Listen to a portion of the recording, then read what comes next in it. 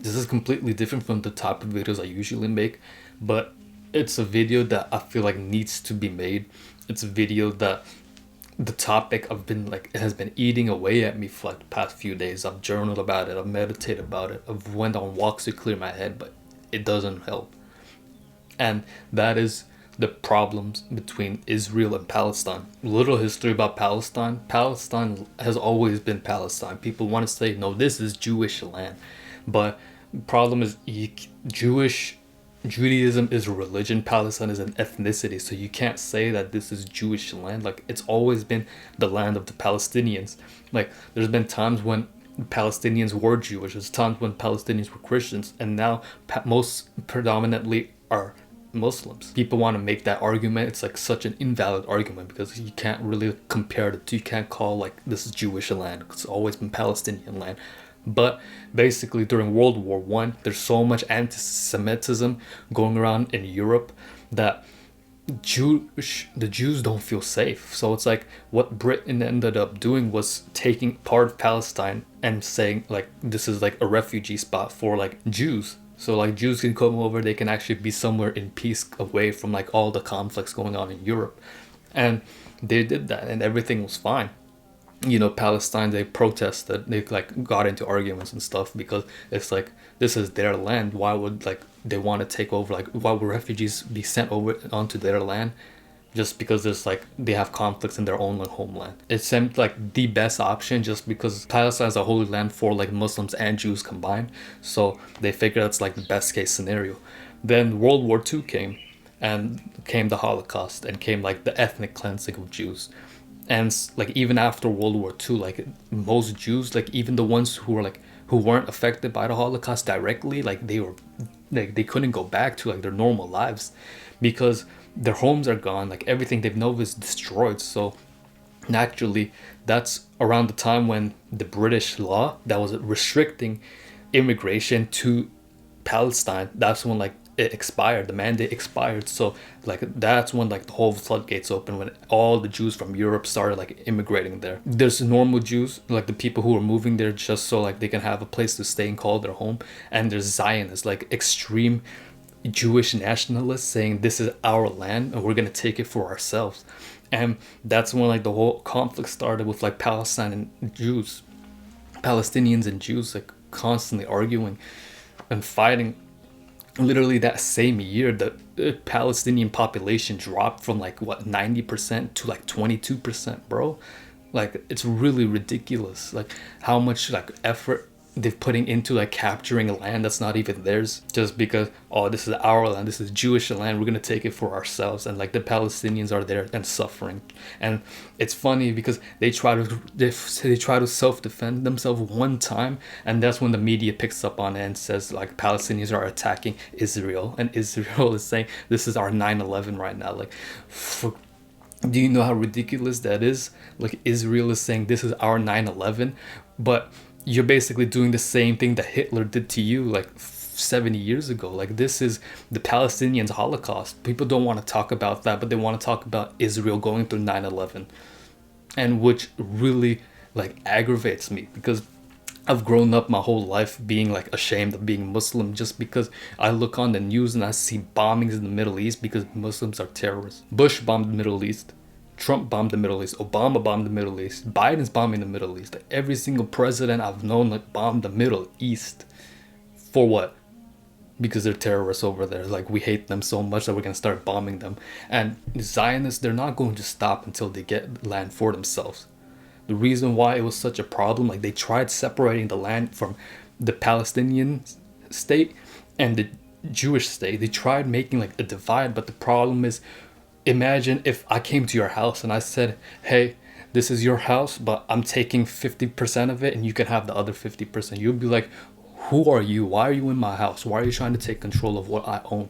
This is basically the same situation that the Palestinians are in, but they have no choice but to accept it because if they say no, they're getting bombed left and right. They've been getting bombed continuously for the past 70 years, longer than I've been alive. And the media wants to pick and choose which sides they're on. You know, history is written by the victors. That's why like it's such a topic that normally I would say let the Palestinians go somewhere else, like they don't need to be staying here.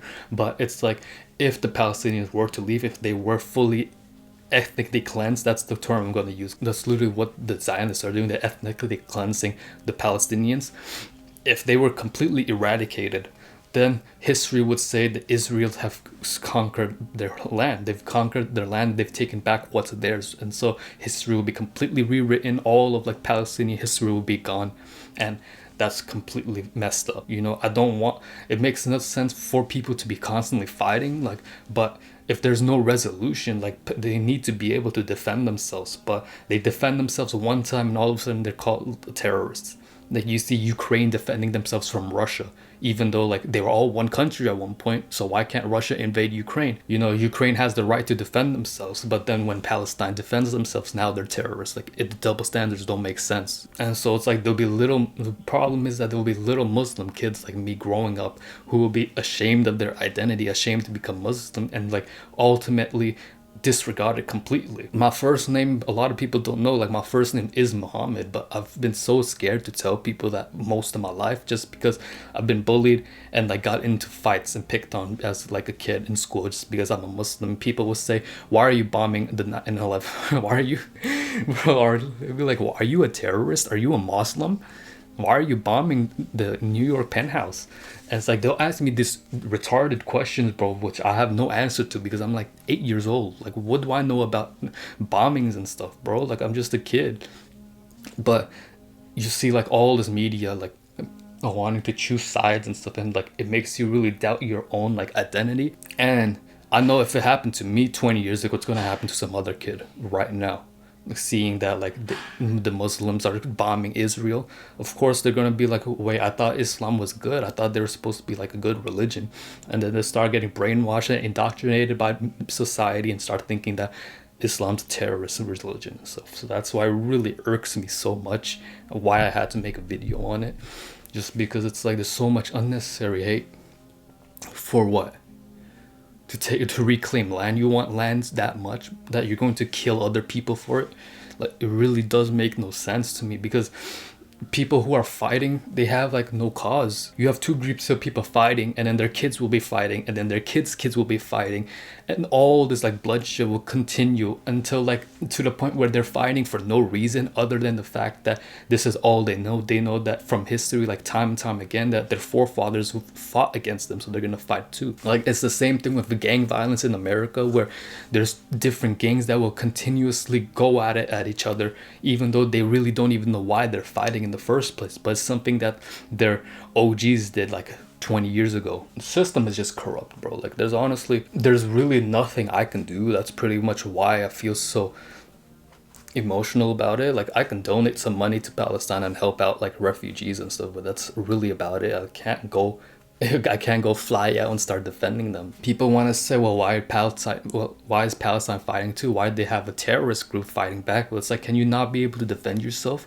when you're being obliterated by bombs like left and right continuously, to the point where your country's population has declined by 80% over the past 50 years? Can you not be able to defend yourself? Like, honestly, like, I would pray that they defend themselves. I would pray that they fight back and actually bomb back Israel. It's not really practical. It's not like the perfect scenario, but we're not in a perfect world. If we lived in a perfect world, this situation wouldn't even occur in the first place. But it's like, you see what happens. You see them fighting up and defending for themselves, and now they're labeled as the bad guys. Like, that's the shit that really fucks with me, honestly. Like, stuck for a lot. I'm really trying my hardest not to swear, but it irks me because I've brought it up with people, right? I brought it up and I said that these Zionists are just out of control.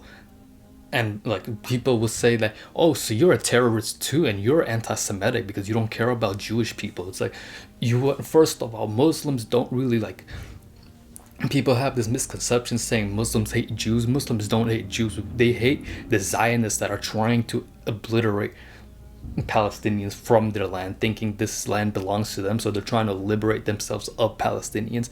These are the people they're at war against. These are the people they hate. And if you want to call me anti-Semitic for that, go ahead, call me anti-Semitic. But I believe in what's right. I believe what is supposed to be, because I know the truth. Western society is always pick and choosing what they want to support, and it's always the messed up version of the truth that they're supporting.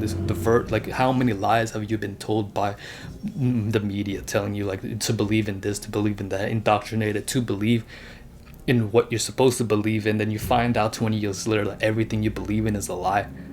So of course, bro, like if you want to call me anti-Semitic, go ahead. I really don't care, honestly. It is what it is, bro. Like I can't really do much about it. It's stuff like as a Muslim, bro, you get so desensitized to it because you see like bombings left and right. You see Muslims being called terrorists every single day. It's like something you get so used to it. But it's like, I think as I'm trying to become more Muslim myself, as I'm becoming more like proud of my identity, it's like you just can't let certain stuff slide. Like you have to, like, I need to be able to like speak up for my people. Even if I'm not Palestinian myself, these are still my people. These are still my brothers and sisters that are getting bombed for no reason. And so I wanted to make this video, like, pray for Palestine, free Palestine.